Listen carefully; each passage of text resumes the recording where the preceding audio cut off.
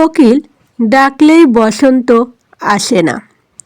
এক দেশে ছিল এক তরুণ, সে ছিল ভবঘুরে আর উড়নচণ্ডী। সে পৈতৃক বিষয় সম্পত্তি কিছু পেয়েছিল, কিন্তু সে সব ফুঁকে দিয়েছিল অল্প কালের মধ্যেই। তার উড়াতে বাকি ছিল পরনে শুধুমাত্র একটা জামা। একবার একটা সোয়ালো পাখি কি করে যে বসন্তকাল আসার আগেই এসে গিয়েছিল।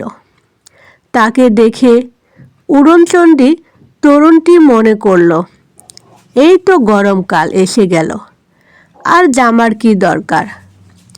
এই ভেবে সে জামাটাও বিক্রি করে দিল। এরপর যথাসময়ে শীত জেঁকে বসল।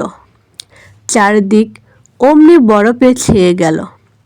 তরুণটি পথে যেতে যেতে দেখল সেই সোয়ালোটা ঠান্ডায় জমে মরে পড়ে রয়েছে। তরুণটি তাকে ওই অবস্থায় দেখেই বলে উঠল, হতভাগা, তুইও মরলি, আমাকেও মেরে গেলি।